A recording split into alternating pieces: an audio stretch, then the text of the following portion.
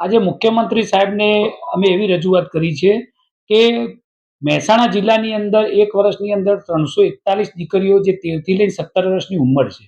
એટલે બાળ વિવાહ કરેલા હોય એવી દીકરીઓ ગર્ભવતી થયેલી છે. એટલે કેવડી મોટી ઘટના કહેવાય. આ ઘટનાની અંદર જે નરાધમો હોય, જેમને આ ઘટના ઉપજાવી હોય એવા લોકોને કડકમાં કડક સજા થવી જોઈએ. આજે જ્યારે દીકરી ગર્ભવતી થાય અને ડૉક્ટર પાસે જઈ હોય તો ડૉક્ટરને એટલીસ્ટ ખબર પડે, કારણ કે આપણે દીકરી કહીએ છીએ અને બાળ વિવાહ કહીએ છીએ. તો નાદાન દીકરી હોય ને એની ઉંમર નાની હોય તો એ ટાઈમે એ સગર્ભા હોય તો ડૉક્ટરને એટલીસ્ટ ખબર પડવી જોઈએ કે આની ઉંમર નાની છે, તો એને પણ ઉપરના અધિકારીઓ કે જો લાગતું વળગતું હોય તે તપાસ કરીને કહેવું જોઈએ. પણ એવું પણ કહેવામાં આવ્યું નથી.